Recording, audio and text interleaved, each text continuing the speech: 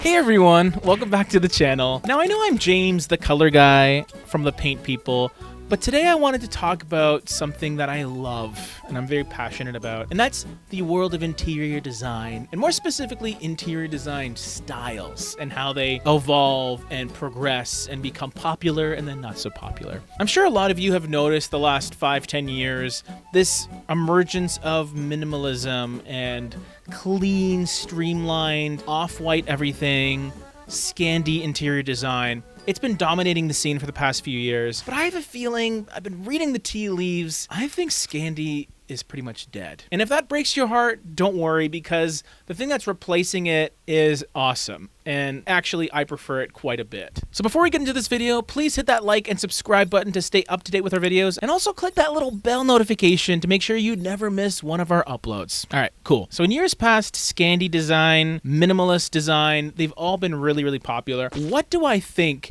is going to be the big emerging trend for 2025 that combines the best of both worlds? It's Japandi. What worlds am I talking about? Scandinavia and Japan. Pretty awesome places. But that's what Japandi design is. It's a fusion of Japanese and Scandinavian design styles. What I love about it is it blends the minimalist aesthetic of Scandinavian design that brings in organization and just clean lines, but then introduces the natural materials of Japanese design and some of the more rich variety of color as well, which I'm a huge fan of. This unique combination creates a serene and inviting, stylish space that I really gravitate towards. I find in general, Japandi offers more in terms of color variety compared to Scandi. While Scandi is a little more off-white, Japandi is not afraid to explore some of the mid-tones, even some of the darker colors.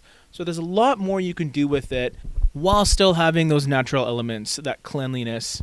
Specifically talking about the key elements of Japandi design, the first one, ironically, is minimalism. So very similar to Scandi. It's not the antithesis by any means. Japandi does embrace this minimalist, clean approach, focusing on those clean lines, most importantly, uncluttered spaces, and a sense of calm. If you're a fan of Marie Kondo, you know she doesn't like clutter. Another thing, arguably more so than Scandi, is the natural material element. And I say that because Japandi incorporates wood, stone, natural fibers. They're all essential elements of Japandi design, and they don't have to be the lighter variations. Japandi can use a lot of darker woods and more saturated colors. These materials add warmth, texture, and more importantly, a connection to nature. So don't be shy to include some plant life as well in Japandi. Before we continue, thepaintpeople.com is your ultimate source for painting and painting-related needs. You don't need to go to a physical store anymore to buy your paint. Whether you're someone who just does your own projects or you're a professional working every single day, thepaintpeople.com has paint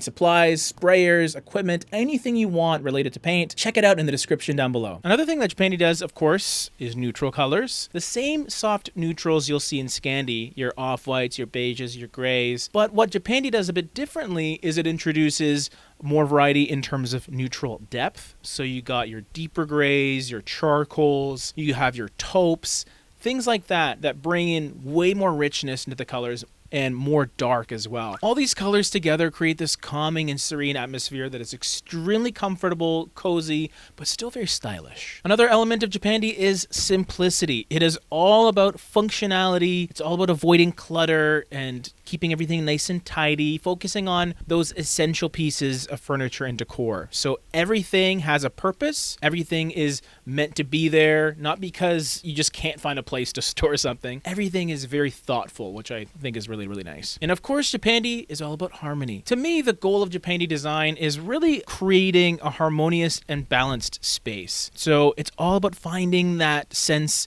of flow and continuity and just positive energy in the home. Now, in recent years, I've seen Japandi evolve a little bit. While neutral colors are still a hallmark of the design style, the trend is incorporating those darker and richer hues. And I love this. It adds depth and complexity to that minimalist aesthetic. So I see a lot of people going beyond the mid-tone grayish kind of taupey colors and introducing deeper shades of gray, charcoal, even black, but also some more saturated hues like those bolder, deeper jewel tones, like even like a muted emerald green or a ruby burgundy color can really add a touch of luxury and also just give you some variety and expression to your space. While Scandi tends to lean towards the light side of things, I love the beauty of contrast when it comes to Japandi. There's always this play of light and dark, neutral and saturated colors, giving this really nice striking balance in Japandi design. The contrast can create a visually interesting and dynamic space.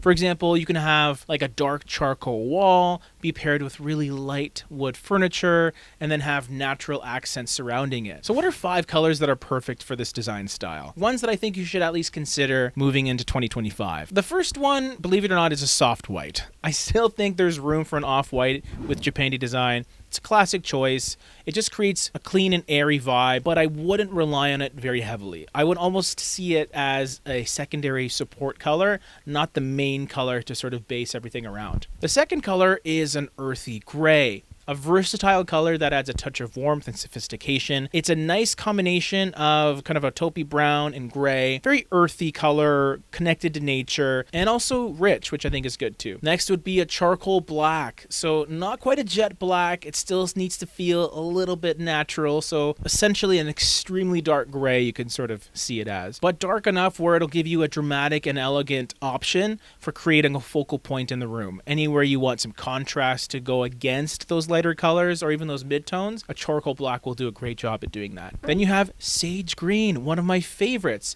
This is going to be a calming natural color that complements the earthy tones of Japanese design. So sage green is a no-brainer, and what's great about it is you can go with a lighter option or a darker option, but still have that same sort of effect depending on what you really require. And a bit of an underrated wild card, soft pink. And I find that like a soft, dusty, peachy pink sprinkled in here and there, I just think cherry blossoms for some reason. So that's my thought. Amongst all of those more neutral, muted colors, albeit natural feeling, soft pink will cut through in a really fun, playful way. Japandi is a beautiful and versatile design style that is sure to be a major trend in the coming years. We've seen it grow in popularity, but now I think it's hitting the mainstream and people are really going to lean into those mid-tone colors, kind of rethinking neutrals as a whole, not just going for those off-white or pastels, embracing the mid-tones and the darker colors. By combining the best of Scandinavian and Japanese design, Japandi just creates a space that is both